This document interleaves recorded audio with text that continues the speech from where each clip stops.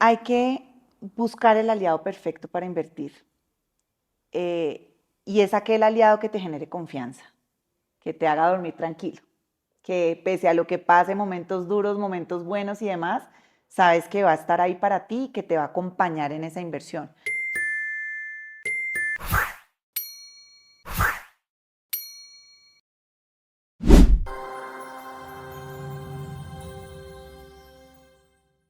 Hola, bienvenidos a otro capítulo de Inversiones con propósito aquí en Profit.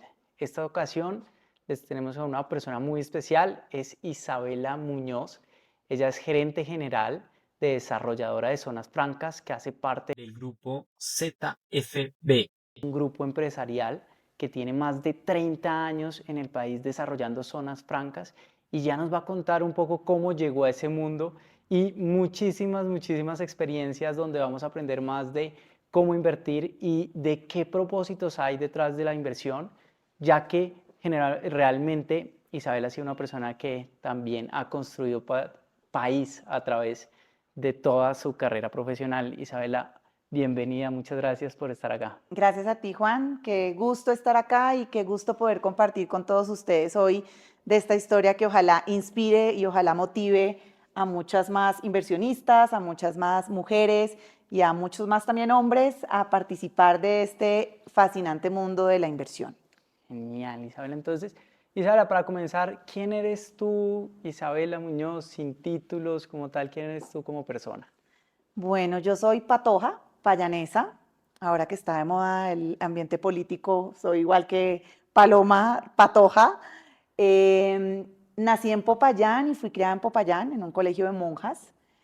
Deportista de alto rendimiento desde chiquita, entonces soy una mujer absolutamente disciplinada, constante, perseverante, porque el deporte desde muy chiquita me forjó esas, digamos que esas habilidades, esas condiciones en mi liderazgo. Y siempre fui muy inquieta desde chiquita, desde el colegio, estuve metida en el deporte, en música, en infinidad de cosas, he sido una mujer muy activa siempre, tengo mucha energía.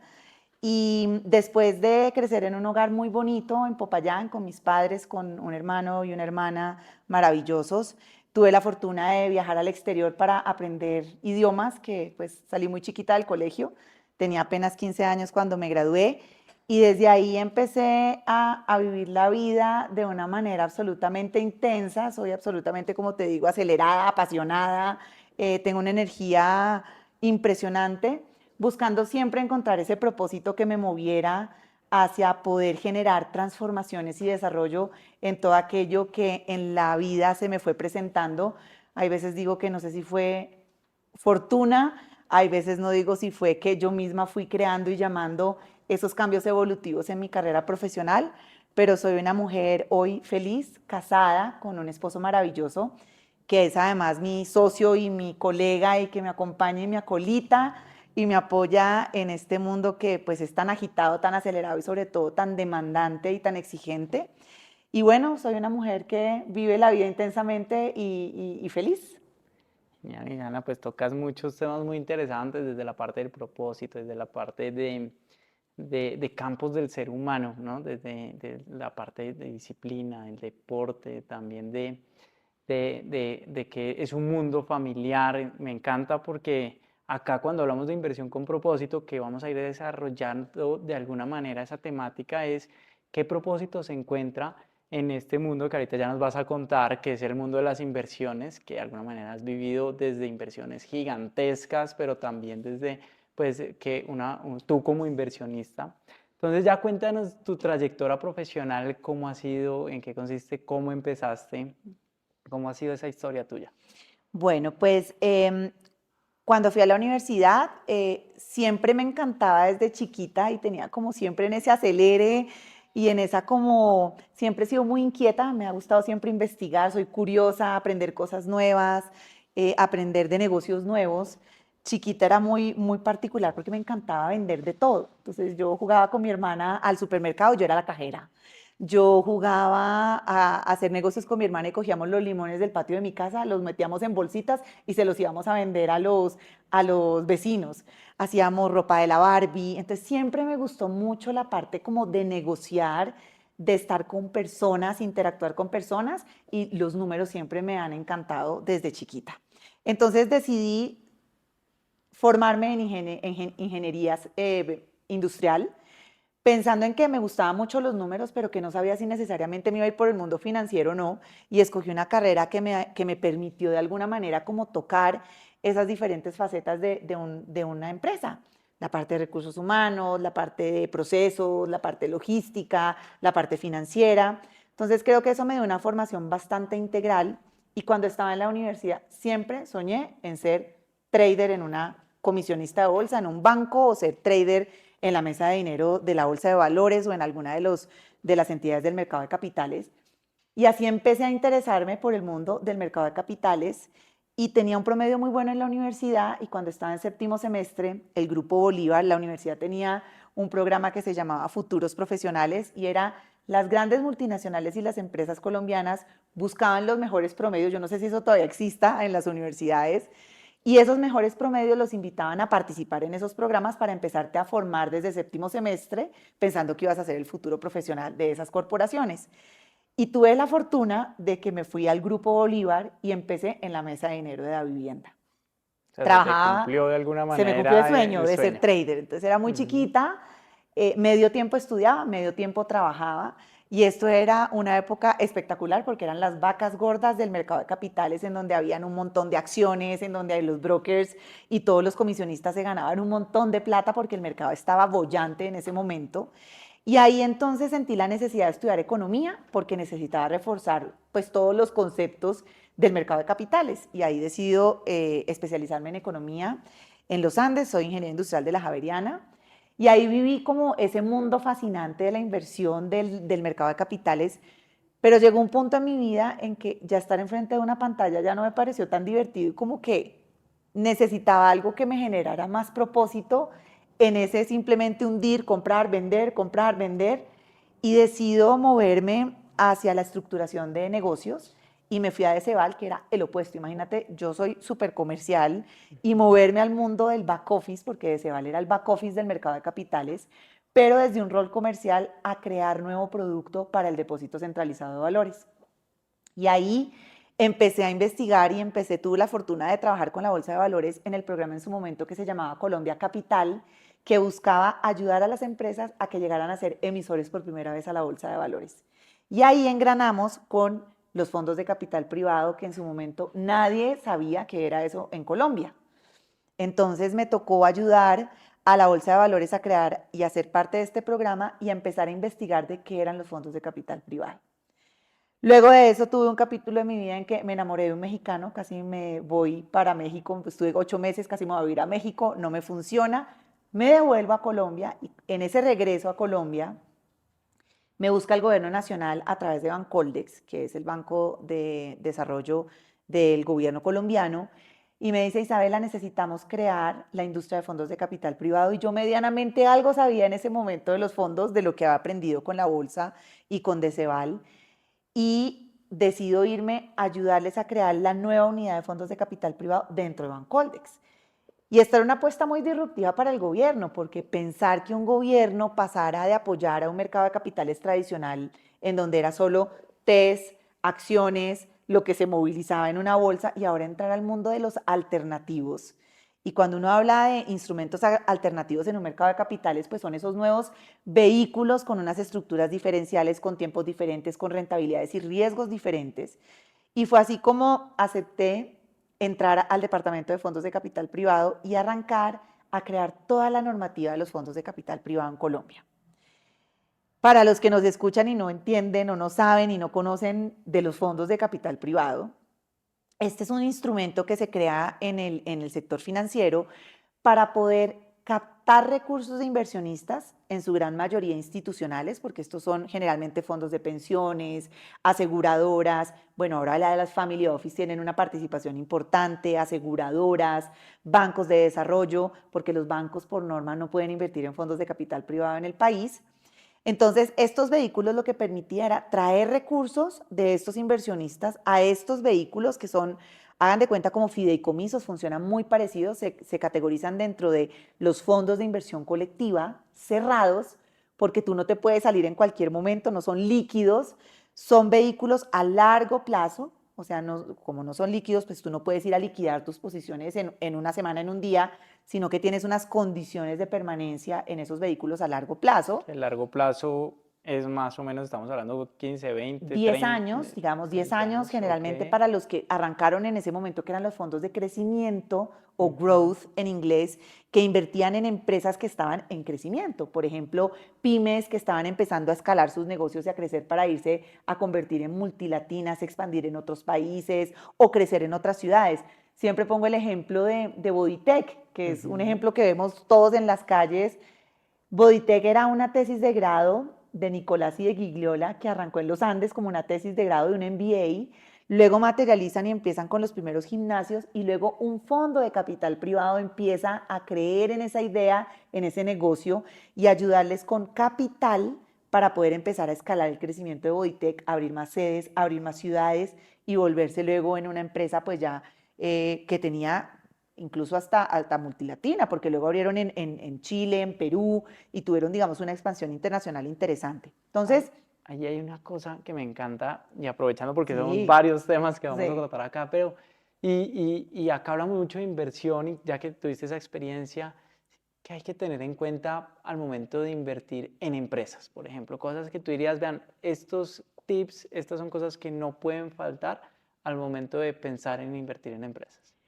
Pues lo primero, Juan, es que yo siempre les digo a los empresarios, es que si uno quiere en algún momento como empresa recibir capital de terceros, lo primero es que uno tiene que ser formal. Porque una empresa que no sea formal o un modelo de negocio que no sea formal, ¿cómo va a ser visible a los ojos de un inversionista serio y un inversionista, digamos, juicioso que quiera ayudar a crecer ese modelo de negocio? Entonces, lo primero yo creo que es que la formalidad es importantísima. Lo segundo es que uno tiene que tener muy claro qué quiere y para dónde va como empresario, porque cuando tú vas a levantar plata o cuando tú como inversionista vas a invertir en una empresa, pues tú tienes que tener claridad en los números, qué ha hecho, cuáles son sus ingresos, cuáles son sus márgenes, porque al final tú como inversionista, ¿qué estás esperando? Retorno, rentabilidad. Entonces, en la medida que tú como empresa estés organizado, tengas unos números claros, tengas el modelo de negocio claro por dónde generas ingresos, cuáles son las rentabilidades de tus productos, cuáles son las rentabilidades de tus servicios, cuál es el que más retorno te deja, cuál es el que te da flujo de caja, porque pues las empresas generalmente tienen un portafolio de productos o de servicios y tú sabes, tienes que tener claridad cuál es el que es más rentable, cuál es el que es menos rentable. Y una vez tengas claro esos números, ¿para qué quieres plata? O ese inversionista esa plata la va a poner ¿para qué? Entonces, tú como inversionista vas a invertir en una empresa para escalarla, para buscar retorno. Entonces, tú tienes que tener claro si es una empresa, cuál es su plan de negocio hacia adelante. ¿Para qué necesita esa plata? Listo, necesito $1 millón, $5 millones, porque voy a abrir más tiendas, porque voy a crecer más productos, porque quiero penetrar otro tipo de audiencias, porque quiero expandirme internacionalmente. Entonces, el modelo de negocio, tener claridad, tú qué necesitas y para qué, es fundamental porque ahí es cuando el inversionista va a entender ese retorno, esa inversión, cuánto se le va a multiplicar en el tiempo una vez ha hecho digamos que esa apuesta de riesgo en ese activo específico, sea una empresa, sea una carretera, sea un activo inmobiliario, que ya hablaremos un poquito pues de esas diferentes formas de invertir, porque uno puede diversificar los portafolios en diferentes activos. Ujú, que es una parte muy importante que ahorita la vamos a tocar y es diversificación y cuál es la realidad y la importancia de diversificación. Me encanta algo que acabas de decir y volviendo a conectar con propósito, esa pregunta ¿para qué? Acá nosotros siempre la tocamos y mira que se vuelve siempre en dos vías. Uh -huh. Acá cuando lo dices, bueno, preguntarle el para qué, si vas a invertir en una empresa, que haya un claro del para qué quieres los recursos, Así es. ¿de acuerdo? ¿Para qué quieres crecer? Porque si no se ve en rentabilidad, probablemente tiene sentido, no tiene sentido, cuáles son los productos que generan más valor. Y también como inversionista, ¿para qué quieres invertir? De Que acuerdo. también es algo que decimos, es de las primeras preguntas porque eso va a definir dónde inviertes. Total. Entonces, me encanta que hayas tocado la parte para qué. Volvamos entonces dentro de tu presentación, pasaste por Bancoldex. Bancoldex Entonces, y mundo de fondos fondos e full inversiones en inversionista. empresas. De ahí decido ya entendía el vehículo de inversión, ya entendía la política pública, hacia dónde quería llevar ese desarrollo de país con este nuevo mecanismo de inversión, pero me faltaba entender el lado empresarial. ¿Por qué las empresas todavía no conocían de los fondos de capital privado? ¿Por qué las empresas todavía seguían pensando que el único mecanismo de financiación era la deuda tradicional de los bancos? Entonces, como que me moví de rol y me fui a trabajar con Endeavor, que es una consultora de emprendimiento de alto impacto, y fue un paso muy bonito porque me metí a la entraña de la empresa para poder ayudar a preparar a esos empresarios a pensar muy bien, bueno, listo, hoy estoy en este punto, ¿qué necesito para potenciar mi crecimiento? Necesito equipo, porque es que una empresa es gente. Una empresa es la gente que hay detrás trabajando para que los sueños se cumplan, para que los planes estratégicos se ejecuten, para que esas líneas bases de medición se tengan claras para poder elevar al siguiente nivel de crecimiento un modelo de negocio. Necesito entender cuál es mi ventaja competitiva como empresa, porque es que si yo soy una más del sector, pues de pronto la inversión nunca va a llegar a mí porque no soy diferente y porque esa ventaja competitiva no me va a permitir generar ese delta de crecimiento en el tiempo, que es lo que le va a dar el retorno finalmente al inversionista. Me fui a entender también por qué a los empresarios les costaba tanto dimensionar el mercado. Sabes que a los colombianos nos cuesta muchas veces tener claridad del mercado porque pensamos que el mercado es Colombia o el mercado es Latinoamérica, pero el mercado es súper importante tenerlo súper claro y definido porque ahí va a estar la alineación en el retorno. Si tú le dices a un inversionista como empresa que vas a crecer 2x, tú tienes que validar que en efecto ese mercado potencial o ese mercado cautivo que tú tienes para crecer 2x sea real, porque de lo contrario nadie va a creer que tú vas a ser capaz de escalar 2x o 3x o 4x o las x veces que sea tu capital en el tiempo. Entonces, dimensionar el mercado es súper importante para una empresa porque es lo que te va a contrastar el valor o la valoración de tu activo en el tiempo. Entonces, esa es otra de las cosas que ayudamos a los emprendedores en su momento a entender: equipo, modelo de negocio, mercado, y luego qué necesitas de inversión y para qué, en qué lo vas a invertir, y eso cómo te va a mover esas palancas de valor en tu modelo de negocio para en efecto entregar rentabilidad. Entonces fue muy bonito esa transición porque entendí cómo los activos se tenían que preparar, porque al final cuando uno tiene una propuesta de valor sólida, la plata llega. La plata llega. El inversionista va a llegar en donde vea que hay un potencial de crecimiento, porque es donde va a haber el signo pesos, es donde va a haber esas tires o esas tasas de retorno atractivas en el tiempo en cualquier negocio que se meta. Entonces ahí muevo como ese pedacito para complementar mi experiencia en la parte de empresa. Y luego me pica el sentimiento de decir como, oiga, pero si yo ya estoy metida en este mundo de fondos, me falta ser gestora de un fondo de capital privado. Y ser gestor de un fondo de capital privado significa ser ese equipo que se encarga de ir a levantar la plata y a convencer a los inversionistas que te pongan esos recursos para tú ser quien escoge esa tesis de inversión en donde ese vehículo va a invertir y luego decidas cuál es ese portafolio de activos, llámese empresas, llámese activos inmobiliarios, llámese activos en infraestructura, en recursos naturales, en la tesis de inversión que tú decidas, para poder elegirlos también que voy a garantizar que van a crecer para al final poder devolver ese retorno a los inversionistas. Entonces ahí volviendo un poco al tema de propósito, Juan, una de las lecciones aprendidas más bonitas después de esa faceta de gestor profesional es que la inversión se basa en confianza. La inversión es confianza. Tú al final como inversionista le entregas tu plata o inviertes en una acción porque confías que esa empresa y ese equipo que hay detrás de esa empresa van a crecer. Tú le inviertes la plata a un fondo porque crees que ese gestor y ese equipo de personas que hay detrás de ese gestor van a ser lo suficientemente capaces de hacerte multiplicar el retorno de tu inversión. O tú inviertes directamente en un activo porque tú crees que ese CEO y ese equipo que hay detrás confías en que la capacidad que tienen de ejecución van a hacer que ese activo salga adelante y te genere el retorno finalmente que tú esperas o que tú confías van a lograr esas personas que hay detrás o esos vehículos que hay detrás lograr materializar en tu inversión. Entonces, al final yo creo que una de las lecciones más bonitas de estar en el mundo de inversión es que uno nunca puede dejar que la confianza se pierda. Porque cuando tú haces perder la confianza en una inversión, pierdes tu reputación. Y cuando tú pierdes tu reputación, difícilmente en el futuro alguien más va a ponerte plata a ti o va a confiar en que tú eres capaz de sacar eso adelante. Ojo, eso no significa que confianza sea que uno siempre tenga que ganar, que eso es diferente. Confianza es que yo fui lo suficientemente transparente, que acompañé a ese inversionista, que le di la información suficiente, transparente, oportuna y en la medida razonable de lo que pasa en una inversión. Porque confianza no es igual a que siempre todo va a salir bien. Me encanta eso que acabas de tocar de confianza y de que pues una inversión no significa que siempre tenga que ser perfecta y que siempre esté bien. Y algo acá que nos encanta decirle al inversionista, y muchas veces va con la confianza, es más importante que la rentabilidad, porque a veces se asocia a que inversión, rentabilidad.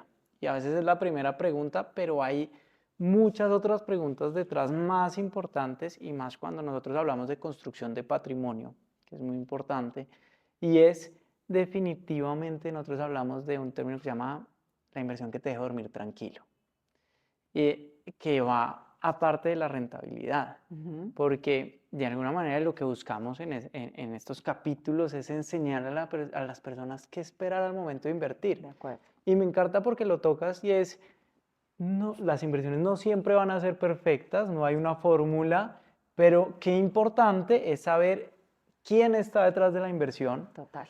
y qué información te están permitiendo, si es transparente, si es oportuna, si siempre responden o no responden. De acuerdo. Entonces, gracias por tocar esa parte de confianza, que incluso acá cuando hablamos de fiducia, pues la fiducia Total. nace De la confianza. realmente de confianza, de la palabra también confianza. Entonces, me encanta este mensaje y quería hacer como esa pausa por dos puntos importantes. Cuando vamos al momento de tomar una decisión de inversión, definitivamente entender quién está detrás de la inversión. Total. Si puedo confiar, y para eso uno ya en este mundo globalizado es mucho más fácil obtener Conocer, información sí, y sí, saber pues qué dicen de. sí. Y también muy importante pues no solo mirar la rentabilidad y entender que existen ciclos en las inversiones, Total. que te puede ir bien, que no te puede ir tan bien, que puedes perder, pero que definitivamente lo importante es educarse también. Y esto pues gracias nuevamente por tu tiempo acá, porque todo esto es educación, es valiosísimo para las personas que están diciendo, oye, yo quiero empezar a crecer financieramente, quiero tomar mejores decisiones, y pues la forma de tomar mejores decisiones son informadas. Entonces me Total. encanta esa parte y esa pausa que me parecía muy importante. ¿Confías donde vas a hacer la inversión? Total. El instinto y esa parte también es muy importante. Súper, porque Hay somos que personas escucharse, y tú exactamente. tienes que, y eso es un punto súper importante, Juan, porque al final, y de pronto te cuento un par de anécdotas alrededor de la confianza y es, yo siempre le digo tanto el inversionista, claro, el inversionista generalmente en la vida que me ha tocado a mí profesional era más sofisticado porque eran institucionales, ¿no? Entonces, un fondo de pensión, una aseguradora, pues obvio que tienen unos procesos súper rígidos de debidas diligencias, te piden, uno decía, "Oh, pucha, esos debidas diligencias eran cuestionarios, pero no se imaginan de cuántas preguntas haciéndote una debida diligencia a ti como gestor profesional que le ibas a manejar unos recursos. Entonces, la empresa también tiene que hacer debida diligencia de ese inversionista que va a recibir. Esto es de punta y punta. El inversionista, su responsabilidad al final es que si vas a invertir, tienes que hacer un ejercicio disciplinado de entender la inversión en la que te vas a meter, porque finalmente uno tiene que conocer para poder invertir. A menos de que decidas invertir a través de alguien en quien confías, que tiene el conocimiento que tú no tienes, para darte la tranquilidad de que tu inversión, no importa si va a ir mal o si va a ir bien, ahora hablamos de los ciclos económicos, tú te sientes tranquilo de que esa persona no te va a robar, de que esa persona estás dentro de un vehículo seguro, que tiene una normativa que te protege. Entonces yo creo que esa confianza no solo se da desde poder tú sentirte tranquilo con la persona que hay detrás y que te da a ti la tranquilidad de entender y saber que la información está ahí y que es veraz, sino también del ejercicio disciplinado de escoger la inversión que es para ti y que es adecuada en tu momento de vida, porque de pronto el apetito de riesgo también va cambiando en el tiempo, como uno como ser humano, como familia, que quiere tener exposición a ciertos sectores o a ciertas rentabilidades, o como inversionista institucional al final, porque tú tienes unos calces en tus flujos de inversión en el tiempo que dependerá mucho en dónde vas a invertir, por cuánto tiempo vas a invertir, a qué rentabilidad estás expuesto, porque es que también la gente piensa que es que uno invierte y entonces todo es como crispetas que revientan y que van a multiplicarse por obra y gracia del Espíritu Santo, y eso tampoco es así, porque hay inversiones que requieren de más plazo, hay inversiones que de pronto son más seguras pero tienen menos rentabilidad. Entonces las rentabilidades siempre van a ir acompasadas del nivel de riesgo que tú vas a asumir. Entre mayor riesgo tú tomas, pues tú esperarías que tengas un mayor retorno. Entre menor riesgo de pronto porque tu apetito de riesgo es más conservador, pues no vas a pretender tener la misma rentabilidad de un fondo de pronto o una inversión en un emprendimiento a tener de pronto la inversión en un activo inmobiliario que es mucho más estable y mucho más tranquilo y con otro tipo de condiciones en el tiempo. Entonces yo creo que eso es importante tenerlo presente porque las inversiones hay veces suenan como súper sexys y súper atractivas, pero yo creo que hay una responsabilidad detrás tanto del que invierte como del que recibe los recursos para hacerlos multiplicar. Me encanta y me vuelves a decir algo muy importante y es entender el momento en el que se está de vida también, tanto de vida, llamémoslo empresarial o de un fondo, porque así como los fondos también tienen momentos Claro. desde que aperturan como Ujú. tal. Y lo importante pues que no todas las inversiones son para Para todos, todos. definitivamente, para el nivel de riesgo, para la tranquilidad, pero hay algo que sí nos gusta en ese mensaje y es cuidar patrimonio. Ujú. Cuidar el patrimonio. ¿Tú qué entiendes por construir patrimonio? Ya en todo eso, porque has construido patrimonio para fondos, para inversionistas grandes, para empresas, como para personas naturales, para family office, ¿qué para ti? ¿Qué es construir realmente patrimonio? Y también qué tips nos podrías dar en donde dices qué tienes que tener en cuenta para tomar decisiones basadas en realmente construir patrimonio y así tener una base más sólida Ujú. para tener tranquilidad económica en el futuro, que al fin y al De cabo acuerdo. todos invertimos y todos invierten es para tener unos recursos futuros en donde me dé una tranquilidad económica, de estabilidad para mí, mi familia y el entorno.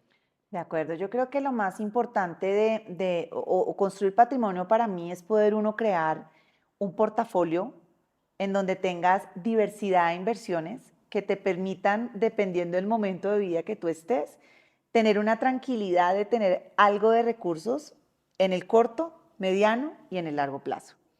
Y esa, digamos que planeación financiera en el corto, mediano y largo plazo, pues dependerá de tu nivel de riesgo, de tu momento de vida empresarial y personal, para tú también poder construir ese portafolio que yo siempre digo, pues es que uno no puede meter todos los huevos en la misma canasta, porque al final si metes todos los huevos en la misma canasta, pues lo que nos va a pasar es que en el momento en que esa canasta se desfonde, pues se quebraron todos los huevos y no tienes opción de coger un huevo y volverlo a armar.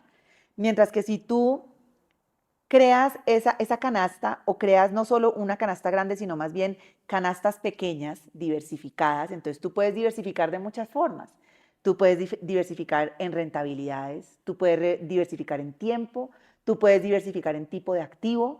Entonces, por ejemplo, hay muchas family offices, por ejemplo, hablemos de las oficinas de familia o de los grupos familiares. Aprovecho y para toda la audiencia, ¿qué es un family office? Porque en algunos casos también los que no están relacionados un poco con este Perfecto, me mundo parece financiero, súper ¿qué es un oportuno. family office? Entonces, los family offices son estructuras que se crean en un grupo familiar, generalmente pues eso viene de un grupo familiar, por eso se llaman family offices, en donde el grupo familiar, vamos a poner un ejemplo, el grupo Corona. El grupo Corona era de una familia, entonces en su momento estoy poniendo un ejemplo y esto es de mentiras, esto no es lo que pasó en la vida real del grupo Corona, lo estoy ejemplificando. El grupo Corona pues era una familia que decide crear una empresa y que arranca siendo una empresa familiar, que luego esa empresa va creciendo en el tiempo, pero es la empresa per se como digamos, institucionalidad. En la medida que la empresa empieza a ser exitosa, de pronto la familia dice, bueno, todas esas utilidades y esa rentabilidad que yo estoy obteniendo de este modelo de negocio, yo lo puedo empezar a sacar o sea, saco como accionista mis utilidades y con mi grupo familiar esas utilidades, pues no me las meto en el bolsillo, sino que más bien creo una estrategia desde un family office para poder que esos recursos sean invertidos de una manera un poco más formal, con una tesis de inversión, con un gobierno corporativo, con un proceso de toma de decisión disciplinado y no es como que tú mañana te levantas y dices, ay, tan chévere, vamos a invertir en gimnasios. O el otro hermano se levanta y dice, no, pero más bien invirtamos en emprendimiento. O la mamá dice, no, más bien invitamos en acciones en la bolsa, sino que crean de una manera colegiada como una institucionalidad para poder manejar los recursos de esa familia, de esos excedentes familiares que pueden provenir de los negocios que tengan. En este caso de mi ejemplo, de pronto puede ser de lo que ellos sacan como accionistas de las utilidades de Corona en el tiempo. O puede ser de pronto que no sea la familia de Corona, sino sea una empresa, una familia que tiene, por ejemplo, muchas tierras, que heredó muchas tierras, las fue vendiendo, fue invirtiendo en negocios y fue creando, digamos, ese portafolio de inversiones que pudieron haber provenido de ingresos de diferentes fuentes. Pero al estructurar un family office ya es como una forma disciplinada en donde tú creas un gobierno corporativo, una tesis de inversión sólida y que eso se respeta. Se tiene que respetar en el tiempo para poder ser consistente en esa diversificación. Entonces, ya luego que tienes todo eso constituido, pues, ¿qué puedes hacer? Ah, no, invertir en acciones un porcentaje, invertir en el mundo inmobiliario otro porcentaje, invertir en innovación, en inteligencia artificial otro porcentaje. Tú ya vas definiendo ese apetito de riesgo, viendo un poco riesgo-retorno y esa caja que esas inversiones también te van a ir dando en el tiempo, porque pues finalmente la empresa también va a requerir de caja para poder distribuir entre sus miembros de familia un pedazo de caja y otra la pondrá a mediano plazo y otra a más largo plazo para unos retornos diferentes o unas valorizaciones diferenciales.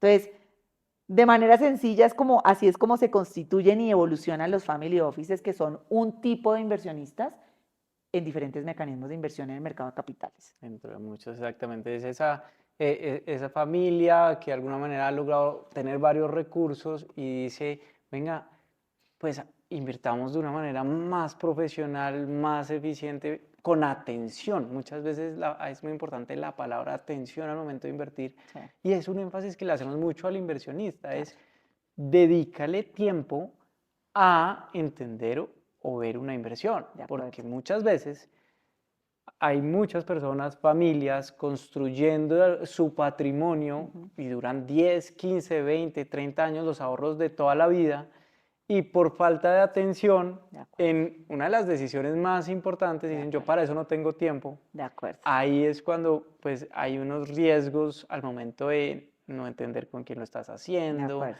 de quién está detrás, de la seguridad. Y ahí es cuando se pierde, por no tener la atención correcta, se pierde muchas veces el trabajo de muchísimo tiempo.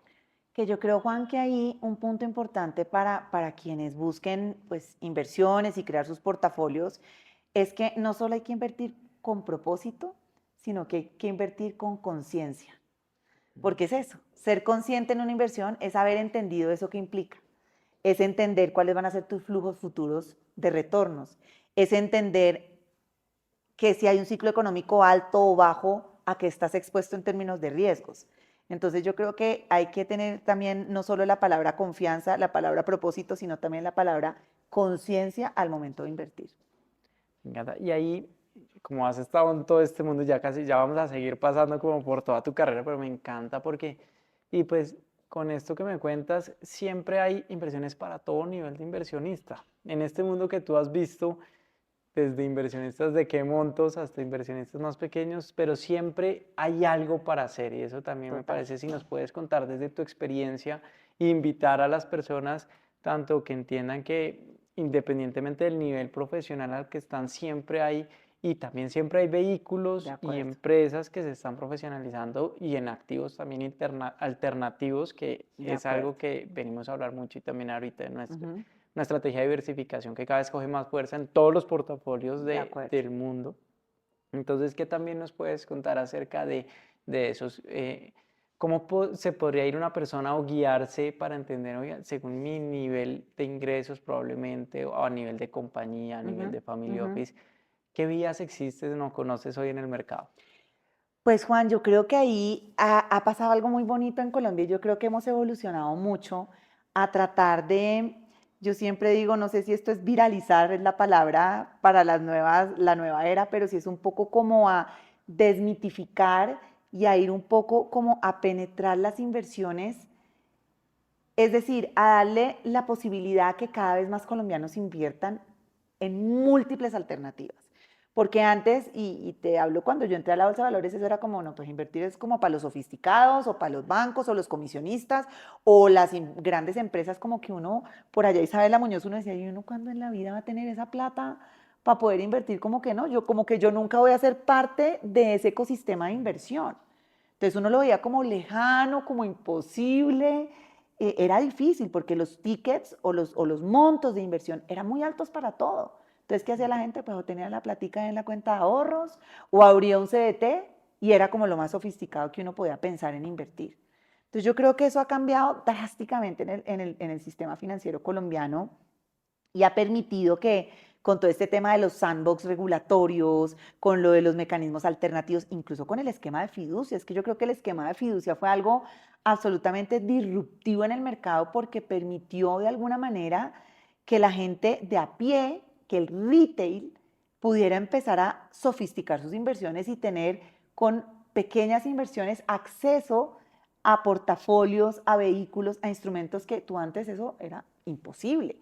Mira hoy los fondos de pensiones, por ejemplo, en las pensiones voluntarias. Uno hoy en las pensiones voluntarias tiene muchísimos productos a los cuales uno puede tener sus ahorros en monedas, hasta en blockchain. Ya tienes portafolios en donde tienes exposición a blockchain o monedas digitales, criptomonedas, tienes exposiciones a acciones, a índices. O sea, hay una cantidad de oportunidades de inversión con unos tickets que son muy bajos, son muy, muy, muy chiquitos. Entonces hoy digamos que ya la excusa para invertir de que, uy, no, eso no es conmigo, ya eso no existe. O sea, ya tú tienes es que ver, hoy por ejemplo vemos plataformas de deuda, vemos crowdfunding, vemos fondos de capital privado, vemos ángeles inversionistas. Los ángeles inversionistas hoy son personas naturales que de manera informal se juntan amigos y dicen como, oiga, yo quiero invertir en ese emprendimiento de Juan tan interesante, metámosle la plata para que Juan cree su aplicación de inteligencia artificial a ver cómo le va. Y le meten de a 10 millones, de a 20 millones, de a 50 millones y empiezan a crear esos vehículos para poder acceder a esa nueva era de las inversiones. Entonces, yo creo que hoy, Juan, hay un abanico inmenso de posibilidades.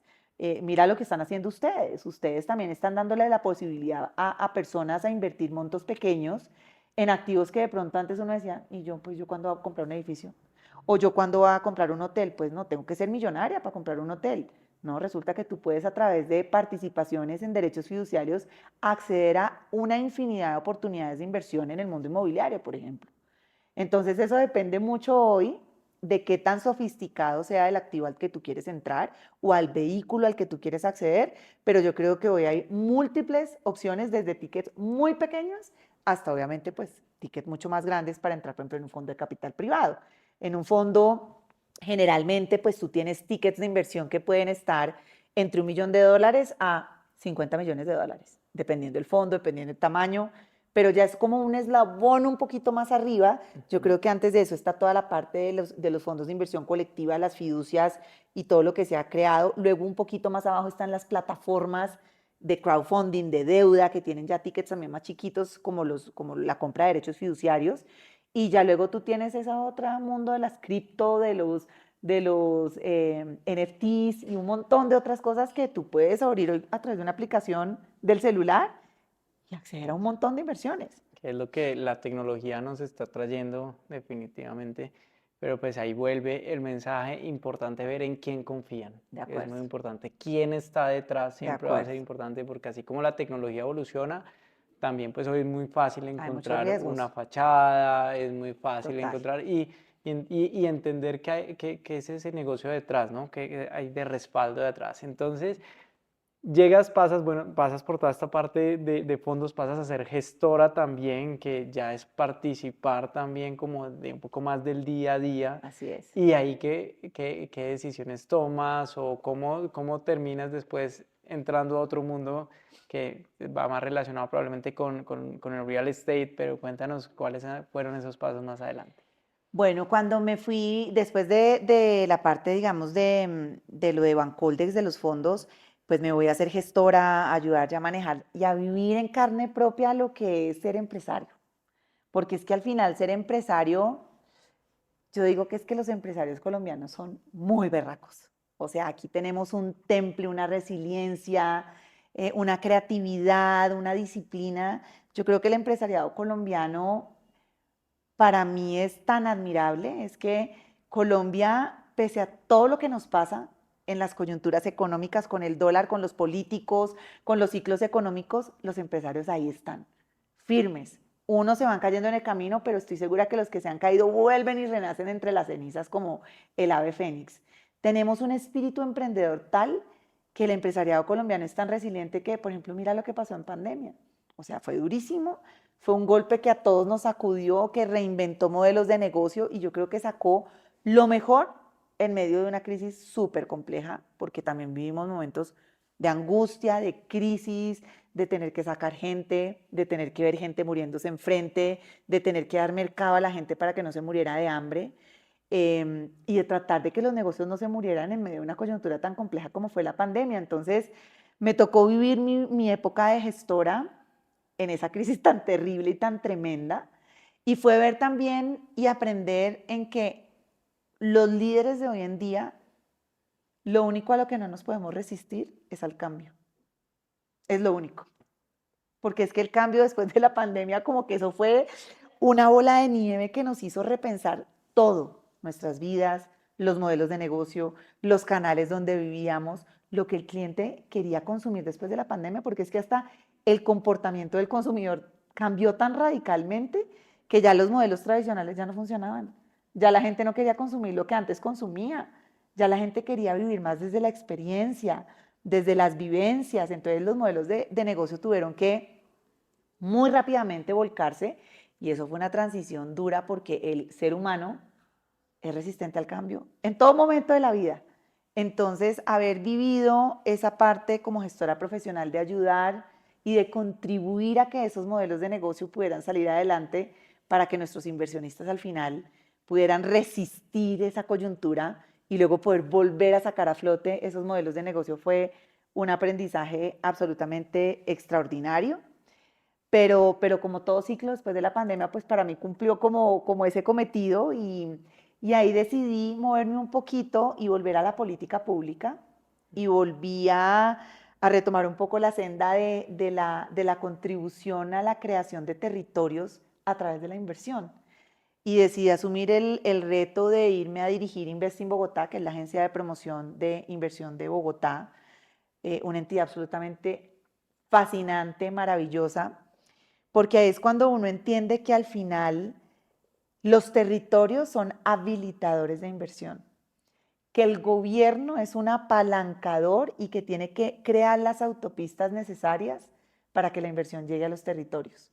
Entonces fue un poco como elevarme al contexto macro de política pública y de macroeconomía en ver cómo hacíamos que Bogotá se posicionara como el hub y como el epicentro de inversiones en unos sectores en donde finalmente tú tienes que definir como territorio en donde quieres jugar, donde eres bueno, como todos los negocios otra vez, cuál es tu ventaja competitiva como territorio, ya no como empresa, como territorio, como ciudad, para poder lograr capturar la atención de estos inversionistas extranjeros y hacerlos que vinieran a instalarse en Bogotá, para que desde Bogotá crecieran, porque esto no se trata solo de que Bogotá se nutriera de todo ese, digamos, como de esos beneficios que irriga la inversión cuando llega a un territorio, sino también de tú como territorio, cómo contribuyes a que esa empresa o que ese inversionista potencie su crecimiento en la región a través de ese epicentro, en donde tú le tienes que proveer confianza, porque tú no le puedes estar cambiando las reglas de juego a un inversionista y menos a un extranjero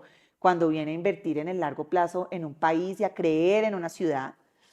Tú le tienes que habilitar talento humano, porque el inversionista cuando llega a un territorio, si no encuentra la gente que necesita para poder crecer, pues se va.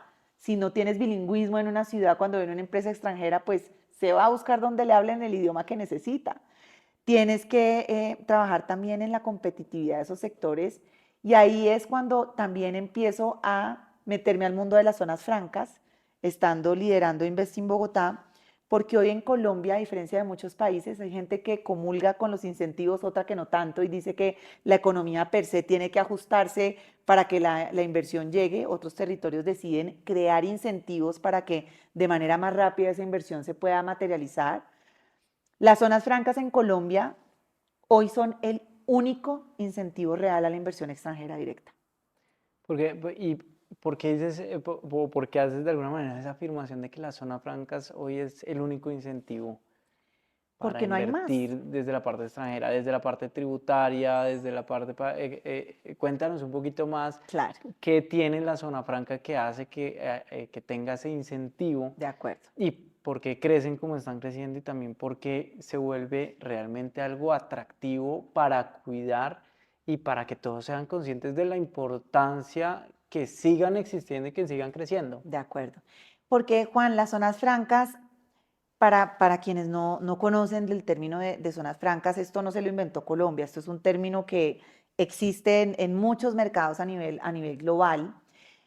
Y las zonas francas, hagan de cuenta, ustedes son territorios dentro de alguna ciudad que se delimitan y son territorios aduaneros neutros. ¿Qué significa eso? Que para un inversionista extranjero que venga a invertir a una ciudad o a un país, todo lo que tú traes a ese territorio es como si no llegara al país porque es un territorio aduanero neutro, ¿sí? Ujú. Entonces, el que no sea aduanero significa que hasta que tú no salgas de ese límite, es como si tú no hubieras entrado a Colombia. Entonces, lo que te permite como inversionista es que todo lo que tú importes a ese territorio, a esa zona franca, y tú lo procesas ahí dentro de esa zona franca y luego lo exportas, es como si nunca hubiera entrado al país, es decir, que no tiene tributos. Entonces tú sobre esos insumos que entras no tienes IVA y tienes una exención en términos del impuesto de renta en donde hoy es el 35%, pero en vez del 35% tú tienes el 20% digamos que en ese tributo.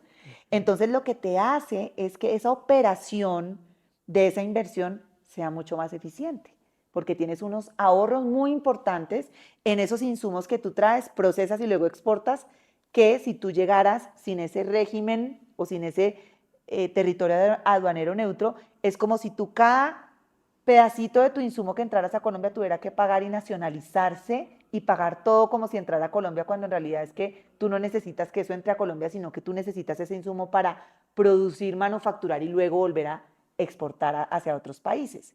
Entonces, eso lo que hace es que beneficia a que las empresas que quieran y tengan esa vocación exportadora usen este régimen franco como un incentivo para poder tener inversiones más eficientes. ¿Sí? Eso es lo que hacen las zonas francas. Y al final, esos territorios que se crean, pues son unos oasis de competitividad. Todo lo que pasa dentro de una zona franca, se hace cuenta que eso es una ciudad. Eso es fascinante ver lo que pasa dentro de una zona franca. Hoy, por ejemplo, en la zona franca de Bogotá, nosotros movilizamos 30.000 personas al día. Nosotros tenemos 400 empresas que operan dentro de la zona franca de Bogotá.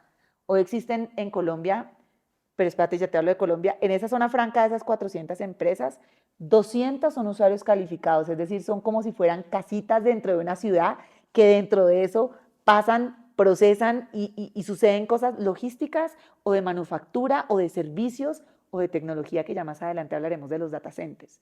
Entonces, así como la zona franca de Bogotá, hoy en Colombia existen 114 zonas francas. Y donde hay una zona franca, hay empresas. Y donde hay empresas, hay empleo. Y donde hay empleo, hay bienestar, porque hay productividad, porque se generan salarios, porque se generan nuevos productos, porque se generan nuevos servicios, que eso genera competitividad para los países. Entonces, hablar de zonas francas es hablar de esa palanca de competitividad que generan a los países poder tener estos regímenes que permiten la atracción de inversión y también convivir dentro de ese territorio, no solo empresas extranjeras. De hecho, existen muchas empresas nacionales que llegan a esos territorios aduaneros solo por la facilidad operativa que genera estar dentro de ese ecosistema, porque estar dentro de ese ecosistema te genera eficiencias operativas de entrada y salida de carga, porque te genera seguridad, porque te genera eficiencias en servicios públicos, porque tiene su propia subestación eléctrica, porque tienes un montón de ahorros y cada vez más estas zonas industriales, estas zonas francas o parques industriales con estos incentivos, cada vez más van hacia la sostenibilidad también. Entonces, hoy tenemos parques ecoindustriales que permiten tener manejo de residuos, que permiten tener eficiencias energéticas a través de paneles solares o nuevas formas de generación de energía para poder disminuir esos costos, que al final todo eso se traduce en competitividad, quienes habitan y conviven y coexisten dentro de estos ecosistemas llamados zonas francas. Bueno, y la zona franca además le permite pues a la empresa tener más caja, pues definitivamente, porque hasta que sale el producto pues realmente vas a pagar impuestos De acuerdo. y también es una parte muy importante. Acabas de entrar a una parte importantísima y es el activo industrial, que está en zonas francas, está en muchas otras partes, pero ¿qué se entiende por un activo industrial y por qué es importante dentro de la diversificación de un portafolio para cualquier inversionista? Sí, qué interesante pregunta porque al final esos activos industriales es la infraestructura invisible de la competitividad. Porque al final una empresa que va a generar logística o que va a maquilar o que va a generar transformaciones en algo, así sea en tecnología, tiene que estar en un lugar físico por ahora, porque pues todavía tenemos muchas cosas físicas, no todo es digital, a pesar de que cada vez vemos más activos digitales, pues hay muchos activos físicos porque tú tienes que tener procesos productivos y tú tienes que entrar, clasificar mercancías, hacer toda la parte logística y de distribución de muchos productos. Entonces, ¿por qué digo que es esa infraestructura invisible? Porque es que ahí está, la empresa está, pero ¿dónde está? En ese activo. Y ese activo no solo es un activo, no solo son ladrillos, No solo son bodegas, no como solo son diría la bodegas. bodega. Ajá. Esos activos están dentro de un ecosistema rodeado de unos valores agregados muy interesantes que para los inversionistas les dan la seguridad, la tranquilidad de tener una inversión real en una bodega, en un edificio, en una oficina, en un data center, que tiene dentro de ellos habitando a una compañía, que ahí entonces empezamos a hablar, si tú eres inversionista, pues tú primero vas a escoger la ubicación, ¿no?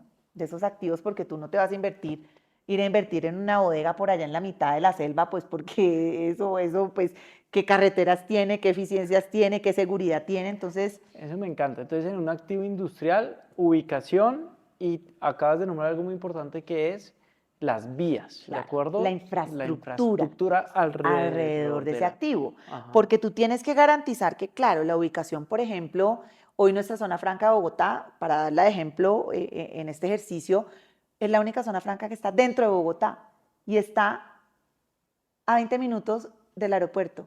Si tuviéramos una vía recta al aeropuerto, seguramente estaríamos en 5 minutos, pero pues como todavía no hay esa infraestructura, pero estamos al lado del aeropuerto de carga más importante de Latinoamérica. El aeropuerto El Dorado hoy mueve 1 millón de toneladas al año. Es el aeropuerto que más pasajeros moviliza en Latinoamérica. Ojo que estamos diciendo y nos estamos comparando con Brasil y México, que son poblaciones y economías mucho más robustas que la colombiana. Y aún así nosotros en Bogotá hemos creado un activo que es una machera y no lo valoramos. Y no vemos el potencial que tiene Bogotá como el puerto seco más importante de Latinoamérica. Y nosotros tenemos la zona franca de Bogotá, que es la única que está dentro de Bogotá y que sirve para poder hacer toda la descarga y toda la distribución y toda la desagregar toda esa mercancía que llega a través del aeropuerto El Dorado. Hoy nuestra zona franca de Bogotá tiene mucha más logística que cualquier otro sector.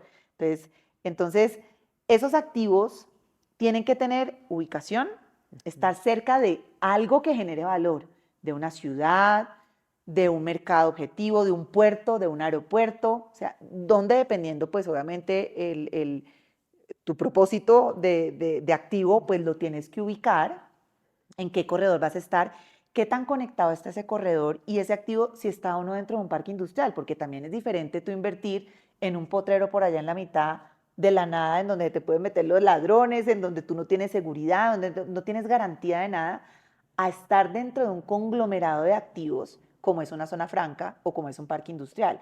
Eso te da a ti la seguridad de que tienes un parque vigilado, en donde hay un control de mercancías, la entrada y la salida. Entonces, te da como una protección, no solo de todos esos facilities que tienes de infraestructura, sino toda esa seguridad que te genera a ti tener un activo dentro de un parque industrial o de una zona franca. Entonces, hemos hablado de ubicación, hemos hablado de infraestructura, que ojo que la infraestructura no solo son las vías y los corredores que tienes cerca, sino tener energía, sino tener agua, sino tener eficiencias en esa infraestructura. Y por eso es que estamos hablando que cada vez más esos activos deberían concebirse también desde lo sostenible. ¿Qué materiales de construcción usas? ¿Tienes paneles solares o no? ¿Cómo haces el tratamiento de aguas? ¿Qué tipo de iluminación tienes? ¿Cómo haces que el diseño de tus bodegas cada vez sea más flexible y se acomode más para poder hacer uso de la luz solar en vez de tener prendida la planta? ¿Cómo haces que el diseño de tu bodega tenga la suficiencia para que el aire, por ejemplo, entre y salga y fluya más rápido que tener aire acondicionado que te cuesta un montón de plata dentro de una bodega? ¿Sí? Entonces, hoy cada vez más esos activos industriales tienden en su diseño y en su ubicación y en su estrategia a ser cada vez más sostenibles y a estar como pues comprometidos en ese sentido, que al final eso también te genera valor a ese activo industrial que tienes, porque ya si te das cuenta no solo es un ladrillo tradicional, sino es todo un conjunto de valores agregados que tú puedes ofrecer a ese inversionista que va a comprar esa bodega. Y ojo que aquí, cuando tú compras una bodega, por ejemplo, pongamos el ejemplo de un activo industrial como una bodega, tú tienes que considerar todo esto que hemos hablado, pero al final si tú vas a comprar esa bodega como inversión, tú vas a tener que alquilársela a un tercero. Entonces tú ahí tienes que validar en efecto quién es ese tercero, porque ahí tú tienes que tener la capacidad de poder negociar contratos que sean robustos, que tengan buenas condiciones de incremento anual, que tengan buenas pólizas, que tengan una buena negociación en el plazo para que tú cada 6 meses no tengas que estar renegociando un contrato, sino que tengas un inquilino que pueda estar en el tiempo y que eso te da a ti también la tranquilidad de que vas a tener unos flujos recurrentes de esa deuda, de esas rentas en el tiempo como inversionista. Ahora, hay otros inversionistas de esas bodegas que son la empresa per se, que ya está cansada de alquilar y que quiere tener su activo y entonces se va y compra su activo para tener la certeza de que va a estar en ese lugar que es propicio para poder operar. Entonces tú tienes ahí también diferentes tipos de inversionistas, pero yo creo que para resumir es el tema de la ubicación, es el tema de la infraestructura y es el tema de todo lo que hemos venido hablando alrededor de la sostenibilidad que cada vez más se vuelve importante para quienes adquieren esos activos en el tiempo. Aquí pues, fue una clase express de alguna manera muy importante con muchísimo valor de todo lo que hay que tener en cuenta al momento de pensar en entrar en una inversión en un activo industrial, pero también otro mensaje muy importante que lo dijiste desde el principio, pues también si se está pensando hacer una inversión en estas, pues saber que no se está solo y que existen compañías como la de ustedes que vienen especializándose de 30 años y que definitivamente es como uno lo dice, cuando uno encuentra un chef, un panadero, pues que lleva haciendo 30 años su función, pues probablemente le va a ir mejor y ahí es muy importante, en donde dijiste algo muy importante, es eh, en quién puedo confiar De acuerdo. para si estoy buscando esta inversión, hablamos también de términos de diversificación, entonces también pues si yo probablemente ya tengo un apartamento o varios apartamentos, yo ya debería mirar otro tipo de activos que me pueden generar más estabilidad y también en el mediano y largo plazo. Y aquí en unos minutos que nos quedan, porque se nos está acabando el tiempo, hay una parte que nombraste infraestructura física, pero hoy aparece el nuevo término que se llama infraestructura digital. Y cuéntanos hoy qué se entiende por infraestructura digital, que las personas puedan entender y a dónde lleva esto dentro de lo que se habla de activos, de alguna manera también industriales, y qué va a pasar en Colombia y de aquí en adelante en el mundo. Si nos puedes dar una mirada rápida, quisiéramos tener más tiempo, pero aquí Claro. es muy importante que dejar este mensaje porque no, ya hablamos de el pasado, el presente, pero también es muy importante entender el futuro para aprovechar oportunidades reales que existen hoy, que se vienen y que definitivamente en el mundo globalizado ya no es solo si yo estoy en Bogotá, si yo estoy en Colombia, ya definitivamente hay una parte que se volvió más globalizada y es esa infraestructura digital. Claro que sí. Cuéntanos, por favor, Isabela, que tienes mucho conocimiento y sería Sí, buenísimo no, que lo yo creo sepamos hoy. que es indiscutible hablar del futuro porque yo creo que el sector inmobiliario está viviendo una transformación bastante interesante y es ese tema de la infraestructura digital. Todo, absolutamente todo lo que hacemos hoy, Juan, es datos. Tu tablet, el celular, la grabación, el correo, Netflix, el banco, todo tiene que ver con algo digital, con data. Y esa data, pues es que no es que esté en la nube, ¿no? Aquí en las nubes, aquí volando por acá, no. Esa data requiere de una infraestructura digital que es a la que se está migrando el mundo inmobiliario. Y es que esas bodegas que antes eran pues las bodeguitas normales, se sofistican para convertirse en activos de infraestructura crítica. Es decir, activos que se habilitan de otras variables más complejas a simplemente tener una cajita de ladrillos, sino que son unos nuevos activos que tienen que tener energía suficiente para que toda esa data que estamos hablando que se consume en las operaciones hoy ya en los hospitales, en los carros autónomos, en todo lado, en el WhatsApp, en todo lado eso está en alguna parte. Y ese repositorio de la data es esa nueva infraestructura digital que el sector inmobiliario está construyendo. Son edificios o son bodegas habilitadas con sistemas de enfriamiento, con capacidad energética, con seguridad, con sistemas de fibra, porque la data tiene que viajar a través de la fibra óptica para poder llegar a todas nuestras manos en todo lo que hagamos desde lo digital. Y eso es lo que hoy hablamos y se llaman los data centers. Son esos nuevos facilities o esos nuevos, digamos que activos inmobiliarios con todas estas nuevas arandelas que se llama infraestructura crítica, que se habilitan para que los países puedan reposar esa data, procesar esa data y entregarle al consumidor esa data en tiempo milisegundos. Depende del sector, videojuegos, por ejemplo.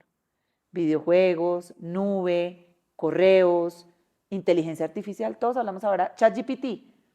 ¿Dónde está la data que procesa ChatGPT? Tiene que estar en alguna parte física. Esa es la infraestructura digital hacia donde estamos migrando.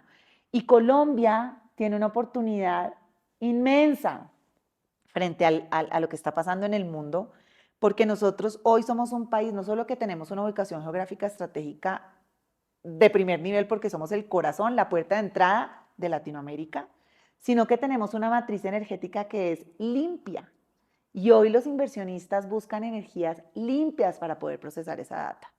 Entonces tú necesitas tener hidro, tú necesitas tener eólico y necesitas tener solar. Particularmente la hidro es como la que hasta ahora con la tecnología que existe es la que permite tener mayor constancia energética para el procesamiento de esa data.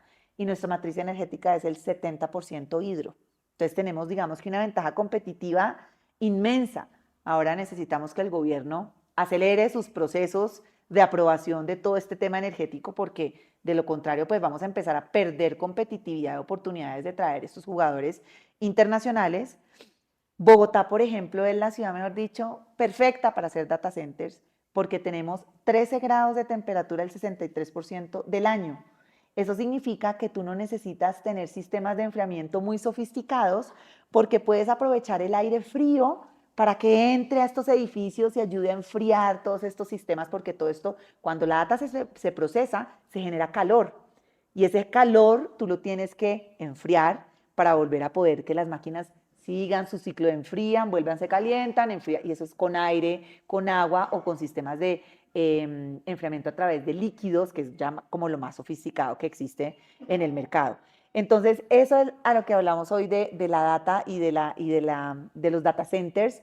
Y Colombia, además de eso, tiene algo maravilloso que yo creo que yo no lo sabía hasta que entré a este cargo, y es que Colombia tiene 12 cables submarinos de fibra óptica que entran por el Caribe y que entran por el Pacífico. ¿Sabes cuántos tiene Brasil? No, no me imagino, pero pues 20. para el tamaño tenemos, 20. ok, O sea, nosotros tenemos 12 12, y nuestra extensión de tierra, la pues la proporción, proporción creo que somos como un tercio de la proporción de lo que es Brasil sí, y tenemos 12 cables submarinos. Es decir, que somos súper competitivos en ujú, eso y un cable submarino construirlo, ¿no? Es una inversión inmensa y es además tiempo para poder hacer eso. Nosotros ya estamos como un paso más adelante en esa parte, digamos, de competitividad. Entonces, cuando tú sumas todos esos atributos que Colombia puede ofrecerle a esta nueva era de la infraestructura digital, nos damos cuenta que tenemos una joya en nuestras manos que tenemos que aprovechar y que estamos empezando a visibilizar en el mundo de que Colombia puede ser un hub para poder ser esa nueva era en sus medidas y en sus escalas, por supuesto, porque nunca vamos a ser Estados Unidos ni lo que está pasando allá. Pero para que te des una idea, nosotros estamos trabajando en crear la primera zona franca en Colombia para data center hiperescala. Esto va a ser un proyecto de 340 megavatios de energía. Es la segunda empresa después de Cerro Matoso que más energía va a consumir en el país. Pero esto es lo único que nos va a permitir a nosotros seguir en la senda de la competitividad. Porque si Colombia no tiene data centers, ninguno de todos los negocios que hemos hablado, videojuegos, cirugías, carros autónomos, ChatGPT, Gemini, Claude, etcétera, va a poder procesar información de manera rápida si no habilitamos esa infraestructura hacia adelante. Ah, ahí dijiste algo muy importante y es definitivamente Colombia es definitivamente y puede jugar un papel muy importante por todo lo que hablas, las características y la invitación. También acá es tener esas conversaciones en donde veamos dónde hay oportunidad. Me encanta porque ya es el presente, pero para muchos va a ser un futuro y definitivamente nosotros siempre hablamos de tener abiertos los ojos en el caballito ganador. Total. Y definitivamente, ¿y qué es un caballo ganador? Definitivamente datos, infraestructura en la nube, todo lo que viene con data centers. Y lo que acabas de decir, pues la parte que hace que un data center sea competitivo, pues definitivamente es generación de energía. Eso es algo que de alguna manera Colombia juega un papel importante y desmitificar también una parte que probablemente dice, no, es que los data centers pueden estar en Estados Unidos y en las potencias, pero definitivamente hay una parte que es el concepto de latencia, pero que hace que necesite que haya infraestructura también dentro de las ciudades o dentro de los países, y no es que me van a mandar los datos desde muy lejos, porque sí llegan, pero con una latencia diferente, y eso hace que Total. carros autónomos pues son milisegundos que pues un carro no se puede demorar en pensar o en una cirugía, y es lo Total. que hemos aprendido con ustedes también en esta relación. Pero, el mensaje me encanta y definitivamente es siempre vamos hacia futuro porque las oportunidades están en conocer, informarse y definitivamente pues aprovechar del conocimiento que ya existe, que es con ustedes, pues que también lo vienen desarrollando y vienen siendo los pioneros también pues con esta zona franca que nos cuentas. Pero, y definitivamente ahí hay oportunidad en diversificación para todo nivel de inversionistas de alguna manera, y probablemente más adelante vendrán también data centers, o puede ser por derechos o tokenizados, porque es el otro futuro con más tecnología. Eso es una realidad que se viene y que hay que estar listos para aprovechar esas oportunidades. Isabela, terminando, si te preguntaría 3 tips de inversiones que le darías a las personas para siempre tener en cuenta para tomar buenas decisiones al momento de invertir, ¿cuáles nos dirías? Lo primero que lo hablamos es, hay que buscar el aliado perfecto para invertir. Y es aquel aliado que te genere confianza, que te haga dormir tranquilo, que pese a lo que pase, momentos duros, momentos buenos y demás, sabes que va a estar ahí para ti y que te va a acompañar en esa inversión. Entonces hemos hablado de muchos aliados. Hacerlo directamente, hacerlo a través de una plataforma, hacerlo a través de un fideicomiso, hacerlo a través de un fondo, pero buscar y analizar ese aliado o esa forma de invertir que te genere confianza es fundamental. Lo segundo, hay que tomarse el tiempo para analizar en lo que uno va a invertir. Hay mucha gente que dice que uno no debe invertir en lo que no conoce o en lo que no entiende. Ahora, obviamente, pues uno no es todo y uno no puede conocer a profundidad todos los activos, pero si no es así, volvemos al primer eslabón.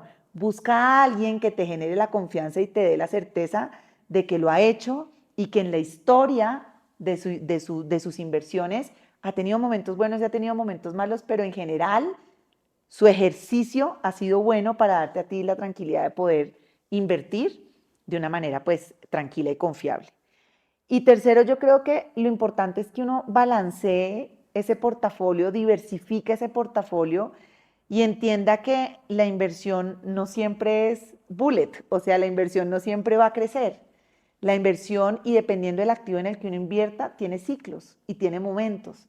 Habrán unos activos que son más resilientes, como por ejemplo el inmobiliario en el tiempo, El inmobiliario a ti te va a permitir tener unas rentas futuras constantes y además te va a permitir tener la valorización de un activo que está ahí y que no se va a desaparecer a menos de que algo extraordinario pase. Entonces, ese es un activo, por ejemplo, estabilizado, que te genera tranquilidad, que es diferente, por ejemplo, invertir en un emprendimiento en donde tú inviertes y te puedes ganar 10x o puedes perder todo. Son opciones de inversión con rentabilidades y con flujos de caja diferentes que son válidos y que finalmente uno debería tratar de balancear y considerar dentro de ese portafolio de inversiones que uno constituya. Y de pronto dejaré otro mensaje, Juan, y es que a las mujeres que nos estén escuchando, y es que requerimos diversidad en el sector de inversiones. Y no solo es las mujeres que estemos desde el lado acá estructurando, desarrollando productos para inversionistas y acompañándolos en ese proceso, digamos, de inversión, sino también inversionistas, mujeres que sean partícipes de todos estos procesos. Creo que Colombia necesita mucha más diversidad en el sector financiero y en particular en este nicho de inversiones alternativas de mujeres. La diversidad es eso, ¿no? Tener participación, formas de pensamiento, formas de abordar los problemas, formas de invertir diferentes, y eso yo creo que es al final lo que enriquece a un ecosistema y a una sociedad. Y ahí digamos que hemos hecho un trabajo muy bonito y muy grande con una red muy linda que a quienes estén interesados de las mujeres que nos escuchen inversionistas a participar, es la red de WI, que es Women in Alternative Investment, la trabajamos de la mano con Colcapital, y es una red que permite a estas nuevas generaciones a conectarse, a entender de la inversión, a tener mentoras que las acompañen, a tener cursos que les habiliten la posibilidad de invertir y de entender, no solo invertir, qué rol pudieras tú jugar dentro de todo esto que hemos hablado hoy, porque hay muchas entidades, muchos roles que uno puede desempeñar en el ejercicio, digamos, de la inversión. Y, y es importante, ¿no? Tener la participación cada vez más de mujeres aportando a este ecosistema, pues no solo en este, sino en todos. Ojalá cada vez más haya más diversidad de pensamiento en este ejercicio. Y yo creo que esos serían como mis consejos, Juan. Yo creo que al final uno tiene, así como nuestro grupo en estos 30 años ha entendido que finalmente la prioridad es el cliente, hemos ido abarcando y desarrollando un portafolio de productos que le permiten a esas empresas navegar sus necesidades si quieres comprar un activo, si quieres rentar un activo, si quieres calificarte dentro del régimen franco, te podemos acompañar, si quieres entender del mundo de data centers, lo puedes hacer.